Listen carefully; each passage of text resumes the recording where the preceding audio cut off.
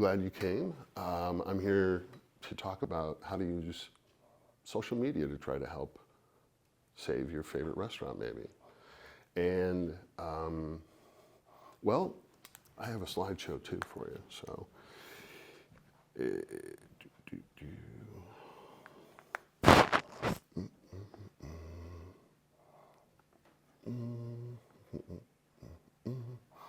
So, unfortunately, but take it from me, this 35-year veteran of the newspaper world, that people get their information now from social media, and I wish it wasn't true, but it is. And to do some good, you got to get into it. There was a time, as newspapers were in their heydays, where as the Buffalo News restaurant critic, I could write a review, and boom, they would have to hire extra people to get in there, and because people were so excited to get in there.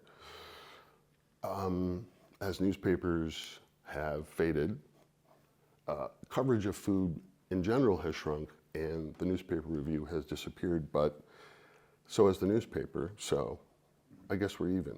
Now, I'm a digital creator on the internet, and what that means is I'm still trying to do the same thing. I'm still trying to connect hungry people with restaurants that you should probably go to, or at least check out, and to strengthen the community by helping keep those businesses alive and by helping people be happy, because if you can find something in your town that you're like, oh yeah, this is good, it makes you feel better about living there, right? I mean, so this is me now. I'm up on the Instagram, TikTok, Twitter, X, Blue Sky, and if something else comes up, I will probably give that a shot too. I mean, I did this partly because I teach journalism at the University of Buffalo, and I have for 25 years. And in the last 5 years, when I asked my basic question at the front of the class, which is, hey, how many people here have ever bought a newspaper?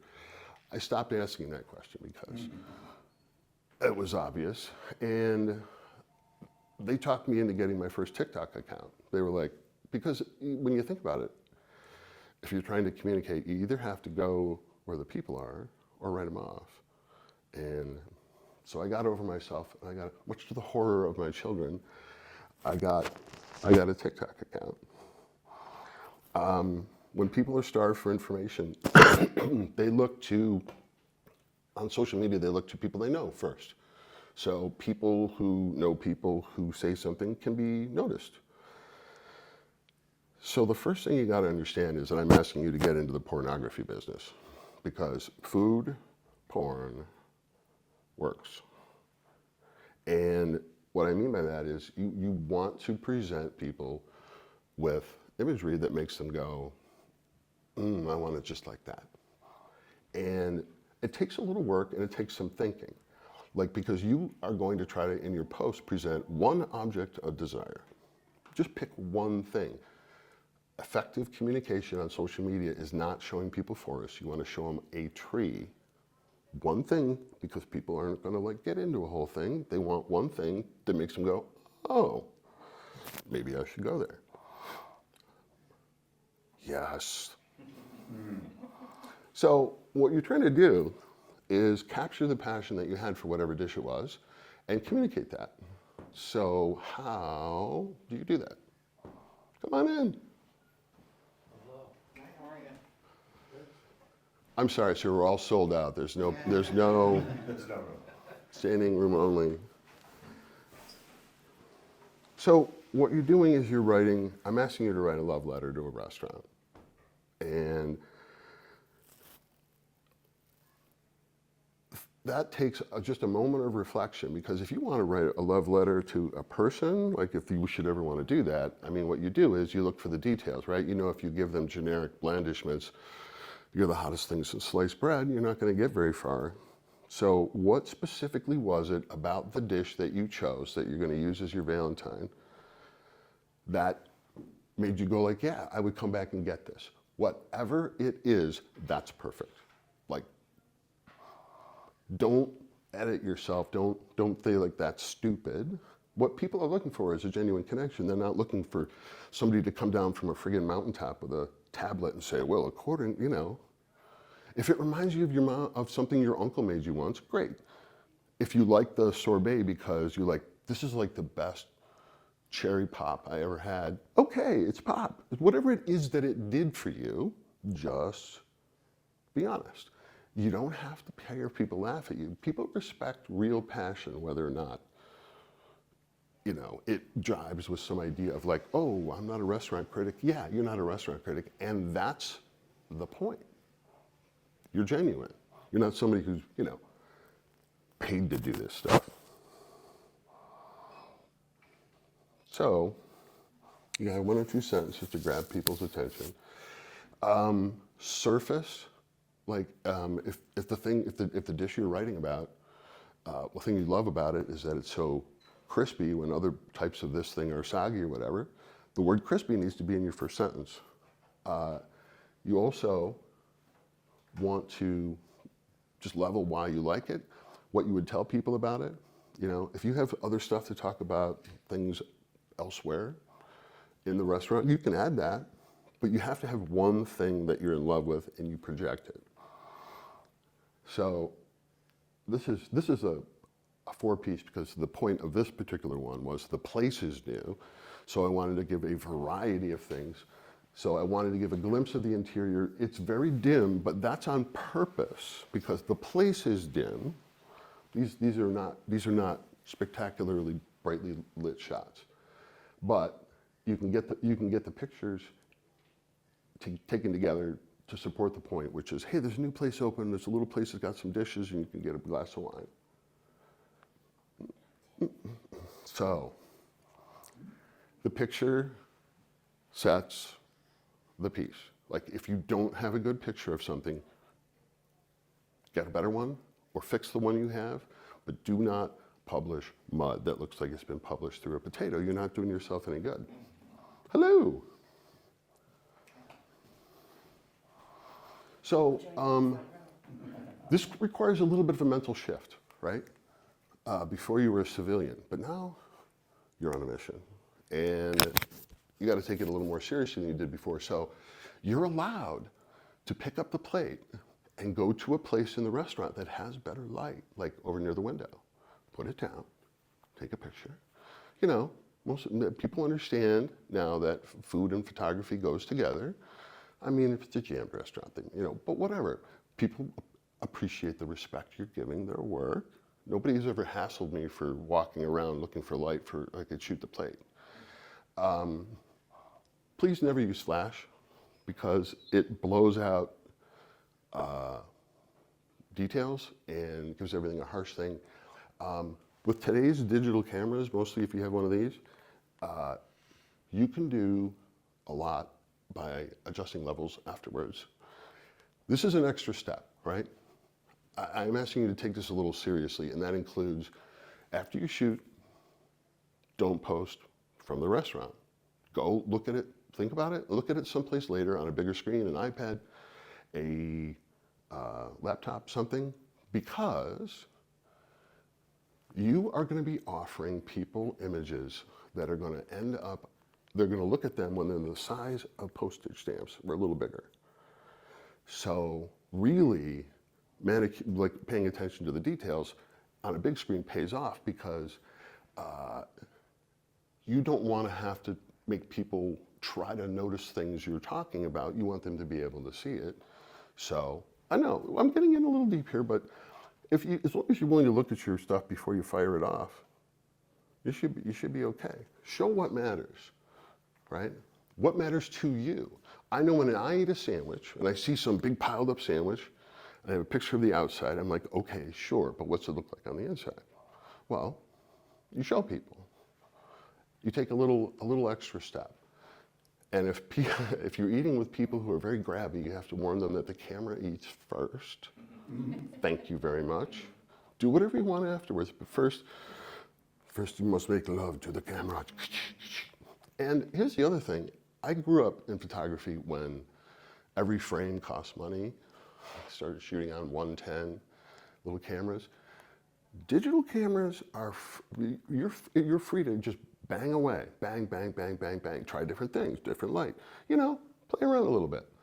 And then, after you've taken the best picture you think, this is what I do with plates.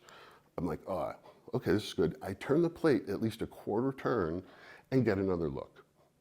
Just because sometimes later when I look at them on the big screen, I'm like, oh, that other one caught something I wanted to get. And the first one didn't, because it's free. Knock yourself out, bang away. If you see this, it's time to clean your lens. Nope, camera's not broken, you just got a little bit of a schmear. And in terms of levels, I mean, it's a little subtle here, but, so this is the liver dumpling soup at Schwabel's. They used to do it on Thursdays, but I haven't checked lately. A little murky and not as, I don't know, it's more focused on the fat on top. And I just lightened it up a little bit. I think that looks like a better picture. Now, this is within the allowable rules of photojournalism, okay? Don't fake anything, don't use AI, don't any of that stuff, but if you're allowed to adjust the levels because you don't have complete control of the light where it was shot. Cropping. See, another thing you're more likely to do on an iPad or a laptop is cropping. Cropping is concentrating the image. Remember, delivery size is about yay big. So do everything you can to eliminate any visual information that does not support your point. So this particular case, sweet potato fries at Frank Gourmet Hot Dogs, which is the next review that's dropping. So in the review, I make a point that these people are doing stuff, especially French fries, which they fry twice, from hand, that when most of the stuff you get has been poured out of a bag that's been frozen, there's a difference. So they cut their sweet potato fries by hand as well, and they leave the peels on for an extra layer of texture. So I hid that photo, and I made it that, because that's the point. Cropping. Anybody or anything I can get out of the frame that I'm not talking about. So you get 2 or 3 sentences.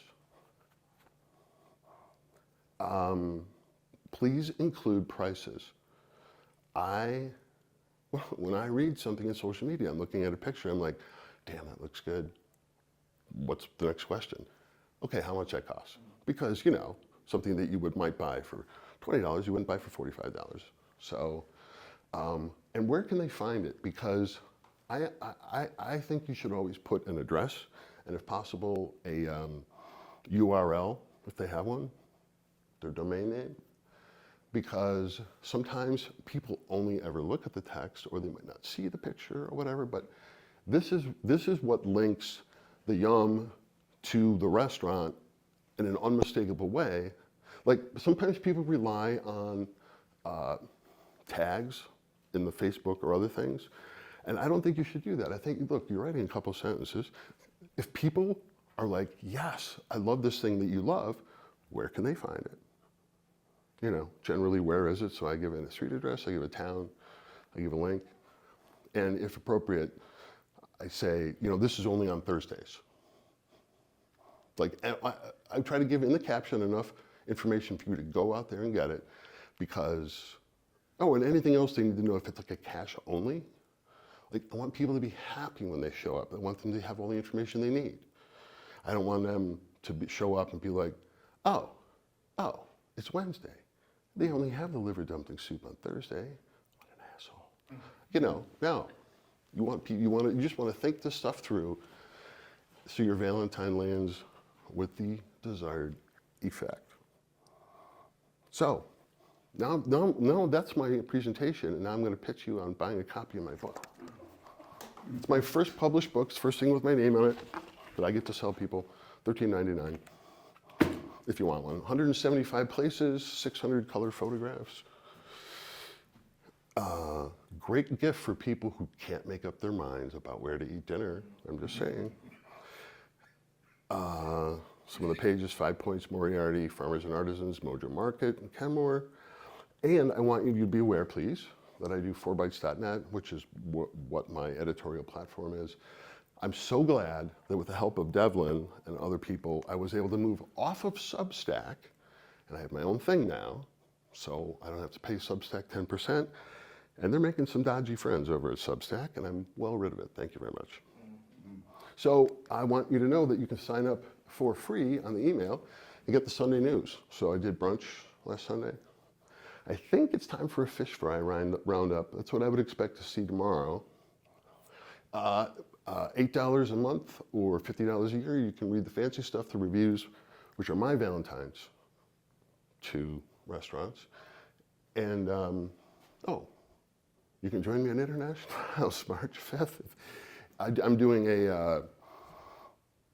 basically a mini seminar on the 4 cuisines that are represented there for $25. You get to try all of them. So anyways, pitch. So what I'd love to do is hear some questions that I can answer. I gotta put my old fogey traditionalist hat on. Do As it. a former print guy, do you feel bad about the necessary engagement farming you've talked about? Does it detract? Do I feel in any- bad about it? Yeah. Does I it feel, I detract feel from the bad about it. message? Do you I used to regret- have one job, right? My job used to be do the thing, hand it in, go on your merry way. Now you have 2 jobs. Do the thing and get the thing where people will see it, which is its own job in and of itself. I ended up hiring a firm, including Devlin. Devlin takes the materials for videos and turns them into fantastic videos, which is how my message gets out to anyone under 40. Otherwise you just, do I feel bad about it? Yes. If Am I you're going to limited give only up? to the- No. If you're limited to only the tight shot of the sweet potato fries, does the overall content diminish, I guess is what I'm... If you're limited to the tight shot of the fries, I'm sorry. Yeah, you were talking earlier about how pick the one item. Yes. Make sure it's cropped well Yep. with a nice tight Yep. shot of the Yep. sweet potato fries. If you were reviewing the place in the old time Buffalo News, you could write about so much more. Now you're saying do something that'll really catch their attention.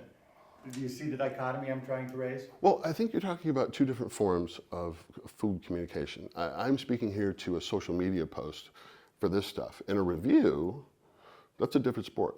It's a different animal. I had, even as the newspaper shrunk, my print hole, it's called a print hole, sorry, never went below 800 words. Okay. So sometimes, now that I'm doing it digitally, sometimes I go longer than 800 words, sometimes I go less. So the amount of information I personally get out when I'm trying to get people horny for a particular restaurant hasn't really changed. Okay, I guess Does that that's address what I your was- question? Yeah, that is exactly what I was asking. You know, Because you were talking about the need to and the engage. overall, I feel the overall quality of my coverage in the review has gone up. For one thing, and I am a proud union member, but at the Buffalo News, if you wanted a picture, an image that was going to run in print, which was what I was told was the priority, it had to be taken by a member of the Buffalo News photography staff. Right. They couldn't use my pictures. So now, so before important photo assignments, I would talk to the photographer. I'm just like, I want this and I want this. I want you to make it feel like this, like this is what I want to see when I see the pictures. Now I can just take them myself. Okay. So that's a little bit of a benefit, I think. Well, please. Because I'm an even older fogey than this fogey. We were fogies together We in were college. yes. But I Hey, was a fogey. when I started as a I newspaper, used to hang with you. when I started as a newspaper guy, you used to have to know how to change typewriter ribbons. But go ahead. That's okay. Still have a typewriter. Typewriters are good things. Do you find that because you've morphed your style to suit these young whippersnappers who only know how to live through their phones, are they as responsive about going places and trying things as we fogies were when we actually picked up the Dead Tree edition? Well, it is, I'm comparing apples to carrots here, but I will say that there is, if you produce a report that resonates with people and you do it properly, it does have a lot of the same push as a well-written restaurant review 10 years ago, 15 years ago. So I don't know it's the same numbers, but I definitely, the part of me that wants to matter has seen, like in the form of restaurant owners coming up to me later when I do a digital review that had a really nice video component. They were just like, thank you, thank you, thank you, thank you, thank you. Would you like to see one of the the videos I'm talking about? So you get a sense of where things are these days? A little video front. While you're pulling it up, one of my favorite former Buffalo News stories was when I worked at Chocologo. We had a student come in and did a story, and he was one of the student journalisms in the next section. Mm-hmm. Next was, that kind of group of teen journalists. We had a great display of engagement over the next 3 weeks after that story dropped from the grandmas. Not only his grandmas, but the grandmas who were still reading the newspaper, and they were reading the section written by the teens, not realizing it was, or maybe realizing that it was really written for the teens, but it was the 70-year-olds coming in. Oh, I read about that story, and they're okay. Well, you know what? I'll sell chocolate to anybody. I mean, we can talk about old people, but I've heard a lot of old people get a lot of news on Facebook these days. And Dennis, what is your firm that you work for? New York marketing. Okay. And even though it's New York marketing, are you based here? Yeah, we're based out of Buffalo. Everything by hand. Okay, let's do this again. So, yeah. Pasta done right is Inizio's bread and butter, like cresta di gallo in vodka sauce, mafalde, cacio e pepe, casarecce with mushrooms, walnuts, and gorgonzola. Inizio's motto is everything by hand, like handmade butternut cappellacci that means big hats in Italian. Those dumplings are sprinkled with amaretti crumbs and finished with Parmigiano Reggiano cheese before it's whisked to your table. But Inizio's actual bread and butter is something special too. Fortified with porcini mushrooms and meldon sea salt, served with cultured butter crafted from Ithaca dairy cream.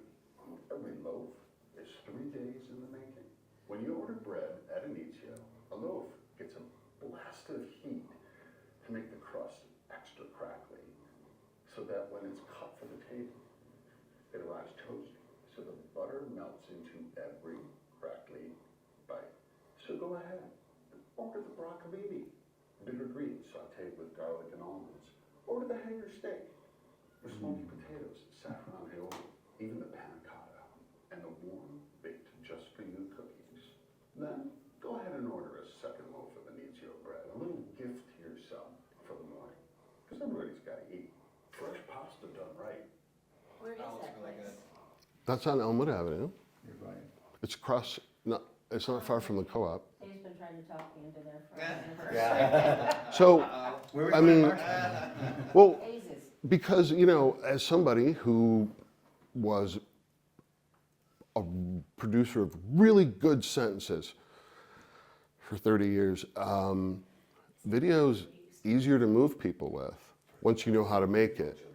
Like, once you're like, oh, I'm gonna get them. You like looking for the images, you're looking for the connections, you're looking for, the words are still important, but if you can match your words to moving pictures that are real, then you've got something. And people feel the tug. They're like, Yeah, you get a tone or an emotion in it that you won't get from the words. well, a picture is worth 1,000 words if it's the right picture. And now that everyone has cameras in their hands and their own little TV studios right in their pockets, I'm for people learning how to use those things to make their what they want to share and known upon, the public, because there's plenty of other stuff out there that's not a lot of, not worth your time.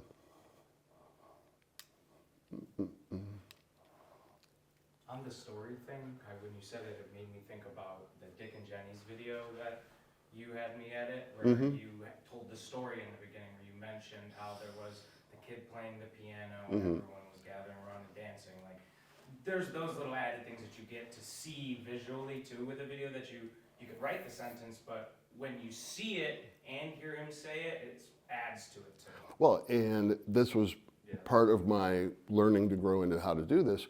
When I realized that I had just written a paragraph about how cool it was, they had this teenage kid who's like a total piano whiz, who replaces a guy who had played piano at Dick and Jenny's on Thursday nights for like a decade. And there's this kid, he's just like a phenom. I was like, I'd written this paragraph and I'm like, oh shit. I started texting the restaurant owner, the next time he plays, can you get some video for me? Because, and she did. And Devlin put it in and it made sense, finally. Like, I had to get my information gathering skills to include visuals. Now, when I walk into a restaurant to do a review, I'm like, okay, I know I have to get some video to show the space, because you want to know where you are. There's the food. I usually try to get a flight of dishes on the table at once, and so you can get 5 close-ups in about 5 seconds. You can do this, you have to pause.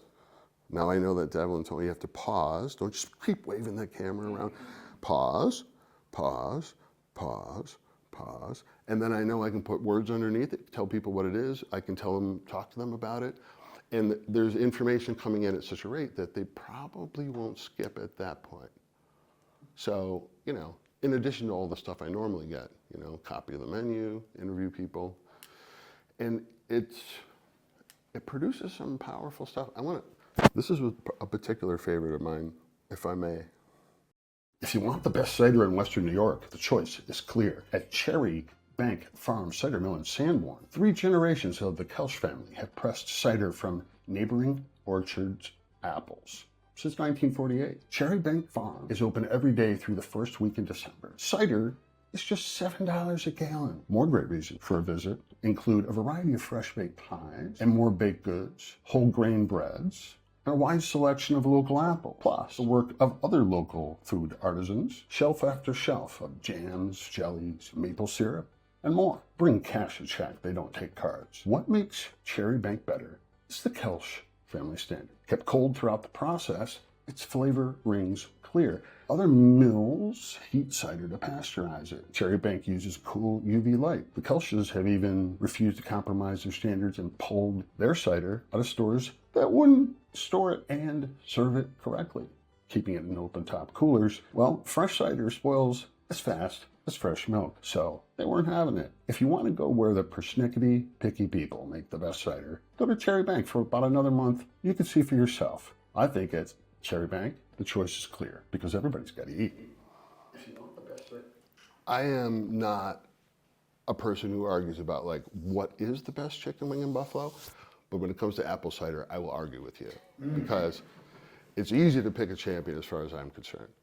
I didn't want to put it in the video, but Barney Kelsch pulled his wholesale cider business out of Wegmans because they kept storing it in open-top coolers, and you can't keep it cold enough.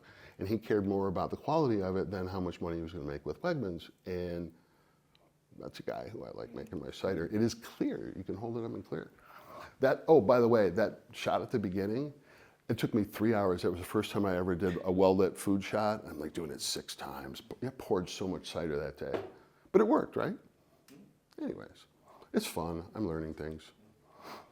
So years ago, food reviewers would try to be anonymous going into restaurants, but you're obviously not. Do you find there's a difference in that? No. Janice wasn't anonymous. Janice Oaken, my predecessor, 20 years. The first restaurant critic the Buffalo News ever had. Well, here's the thing. Here's how I describe it. So, if it did you any good to be anonymous as the writer. So I come in and they recognize me. What are they gonna do? They can send the best, most skilled server to the table. So, you know, less fumbles or whatever, knows the menu. But the chef's not gonna run out and buy a better piece of fish than he already has. You think he's gonna throw out the dish he put together and invent a sauce on the fly? I mean, yeah, they can give you the best steak of the ones that they've cut. I mean, that's true. But otherwise, I don't know. I always thought it was overblown. And here's the thing, I think it's more of a restaurant culture thing to hunt for the person who you feel like can destroy you. I mean, it makes sense to me, but the reason I think it didn't make a lot of sense is because even in places, so the last time I reviewed Tempo on, what was it, Delaware, which is now Angeline, there were 3 people on duty that night who were supposed to be watching for VIPs. That was part of their job. First, the hostess, who had a picture of me taped underneath her little lectern. Second, because of the way Tempo's set up, the second person who sees you is the bar manager. They had a picture of me under the bar. And the general manager was apparently nowhere to be seen. I'm not sure where he might have been, but I mean, he wasn't on the floor. So I got seated, and then the server comes up, and I know her a long time. She's like, "Hey, how's it going?" And I'm like, "Hey, great." You know, I don't try to hide. And yeah, and they ended up giving her a hard time after they realized I was in the house. When the one person who didn't have an actual duty to spot me is the person who said, "Hey, yeah, that's Andrew." I don't know, I feel like it produced a lot more people being weird than it did ever good for anybody. So I never tried to do anything other than, I will say, I always try to have someone else make a reservation. I do that more because of all the well-meaning restaurant owners who I show up and they have worked themselves into some sort of frenzy.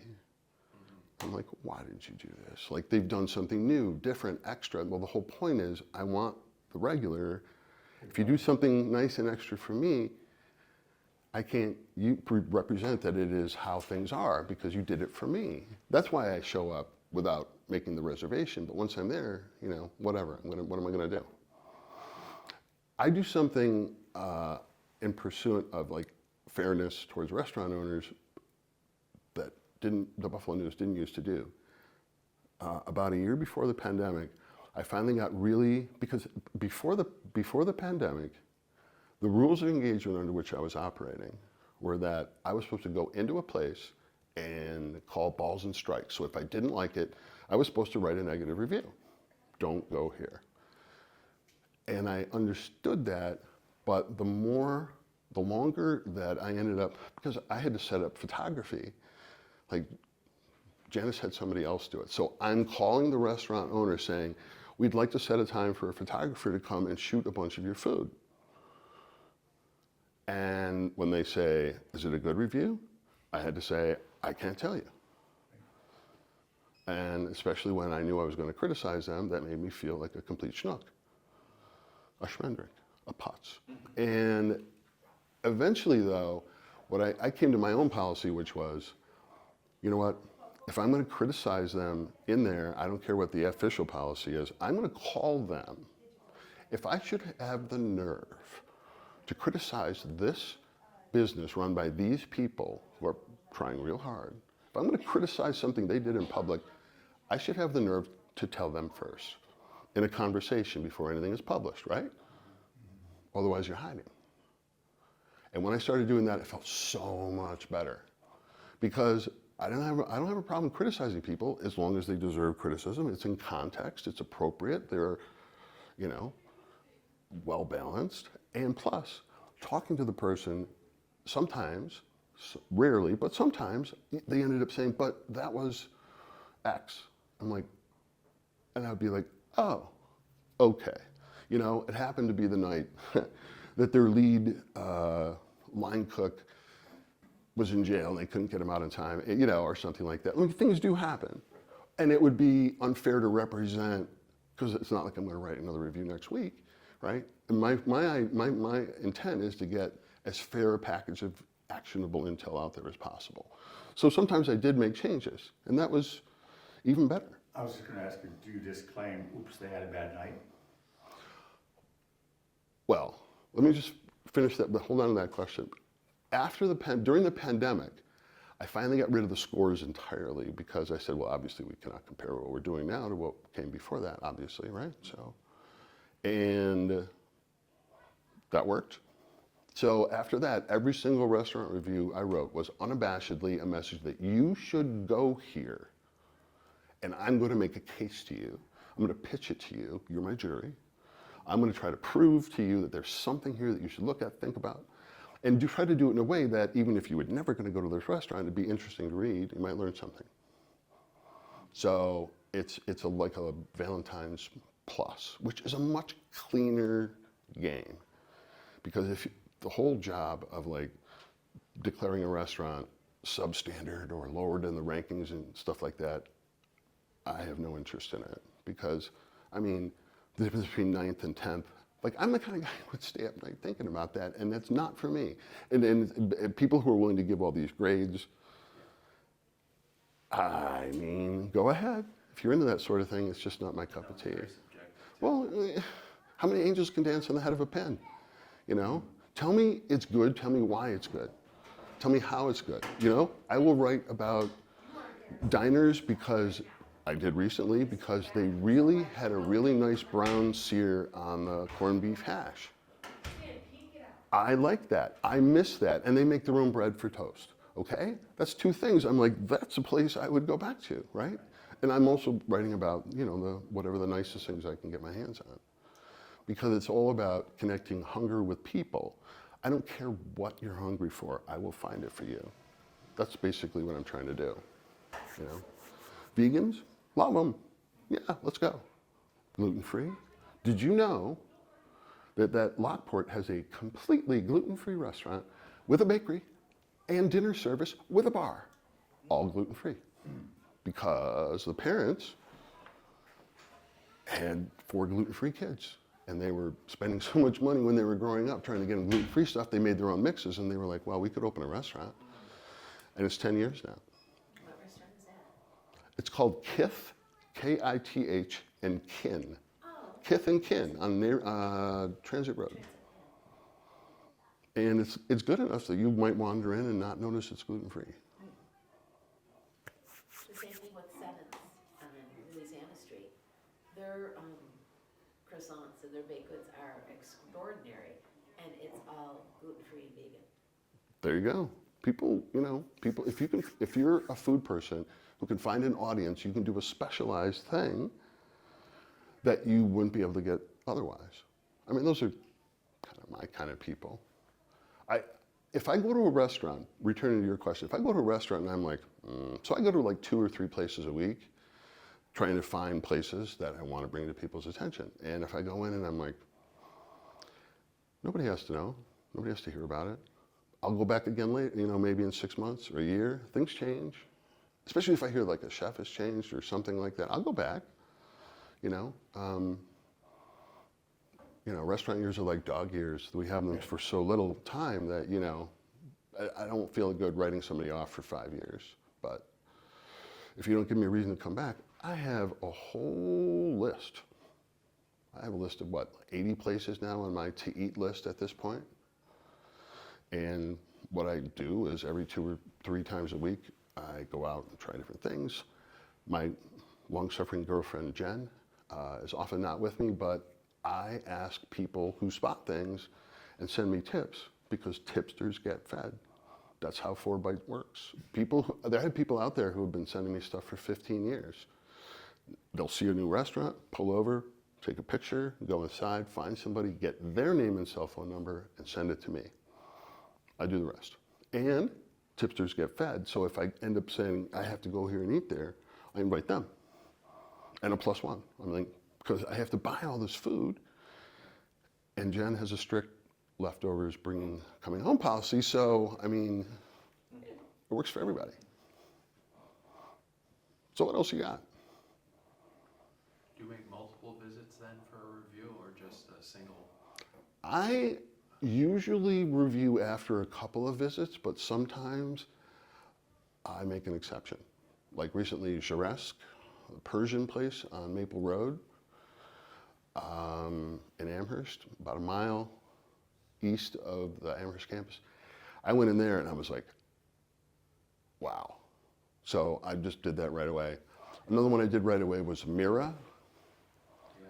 Mira is, by the way, the big new IT restaurant that I recommend that I think people should go check out because we haven't had something like that in a long time. I don't know when around here. Something that reminds you actually of the Mediterranean place, like places when you went to, Italy and Spain and stuff like that. This food is like that, and that's a new thing in Buffalo. Yeah, I've been to all their other restaurants. The Grange Project, it's a part of the Grange Project. Marketville and- The Grange Community Kitchen, when I was forced to declare a #1 restaurant every year, was my #1 restaurant because of the level of food and also their system, which allows hardworking cooks to become partners and get pieces of the business through sweat equity, in some cases at least. So you can work in a place where you can actually work your way up, at least theoretically. I'm a big I fan. think we're in a really good spot with Buffalo. I think our restaurants are outstanding. The locally owned ones, there's so many that are so good. I love taking people from New York City around on a guided tour, and they always are sad to go home because what you can get here in Buffalo for $25 is extraordinary. I mean, and it is expanded. We finally have a second Ethiopian restaurant. Did you know we have a real, Peruvian restaurant in Fredonia? Okay, but if you're ever going down and going to Portage Pie or something, it's a mile off the highway, and it's real Peruvian food. I'm like, ha. See, I love the job because I came out of investigative reporting, and when I hear that somebody opened a Peruvian restaurant in Fredonia, I'm like, sure. And then I started actually researching it, and I finally find out that I track him down. He tells me his story, and I'm like, okay. Like, this is a guy who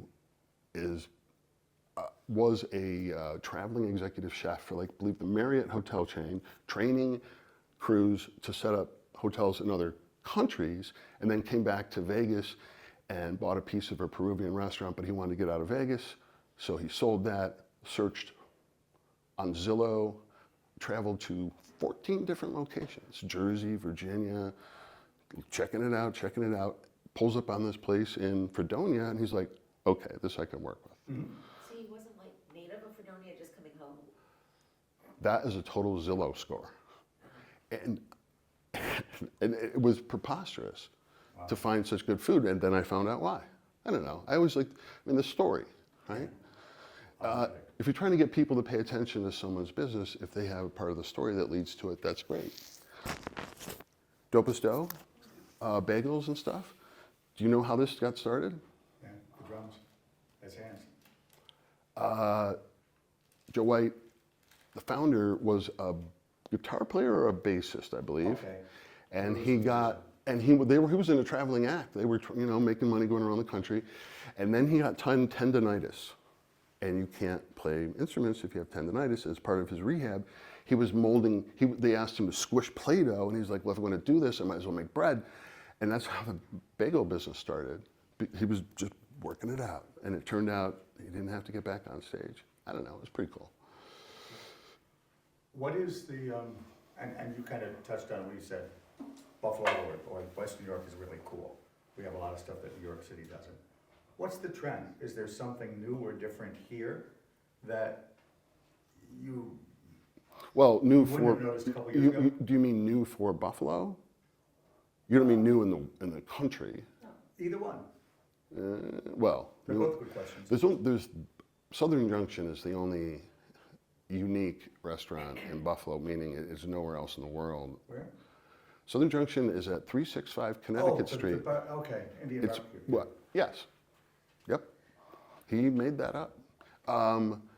Generally speaking, though, you're seeing a lot more. You're seeing more Yemeni. You're seeing more Bangladeshi. A lot of people don't know that over the last 10 years, about 65,000 Bangladeshi have moved from downstate and like Westchester, Bronx, Queens, into the Erie County area. And so a lot on the east side, they're filling up blocks, and there's a lot more Bangladeshi food than there used to be. Also Bengali, and because most of our Indian food has been dominated by northern Indian cuisine, which is one of the 28 regional cuisines of India. So we have more from the rest of India now. We have Bengali, we have chetnad, at Nelai banana leaf, which is at Transit and Maine, yeah. Just over onto the Clarence side. So there is a proliferation. There's also an explosion of gluten-free things, And 10 years ago, people used to ask me, are there vegan restaurants? But now we even have a legit vegan diner. It's what it is, Strong Hearts. You can go in there and eat all this stuff, and you're like, oh, no animals, really? Okay. I mean, but overall though, this is the worst time for restaurants since the Great Depression. All the inputs are going the wrong way. All the costs, people, ingredients. Do you want to try to figure out how much you need to budget for tomatoes 6 months from now? It used to be simpler. Plus, the great staying home after COVID, researchers actually studied this and found out that people are staying home 53 more minutes on average per day. That's average. Like, think of all the businesses that have depended on people leaving their houses and buying stuff, restaurants, bars, things like that.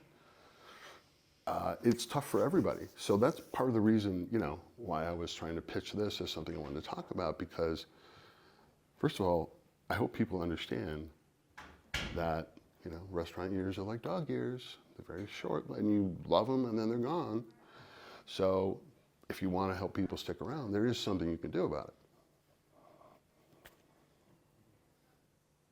it. Yeah. Libbity blabbity, is that good? Not a lot of places that are open for lunch either now, since the pandemic. Or Lunches, Sunday and Mondays. Sunday and Monday, you cannot find food anywhere. Mondays, Tuesdays. Well, maybe not in Orchard Park, but. Get me started on Orchard Park restaurants. Chefs isn't open on Sunday. What's that? Chefs isn't open on Sunday. A lot of places aren't. Well, see, here's one thing before we break up. I want you to know that I literally, legitimately beg people to send me their questions. Like, if you want me to to take a look around and see what's available for lunch in Orchard Park on Monday or whatever, send me an email, andrew@4bites.net. And just because I make content, draw content out of learning things that I find out because somebody asked me to. Because that's been, when you're a reporter, that's what you do. You get questions answered. So it's like, okay, I'll call them, I'll get them on the phone, I'll crawl into their DMs. I don't care what I have to do. If that doesn't work, I will knock on the door. Because if you're making something delicious from Western New York, I will find you.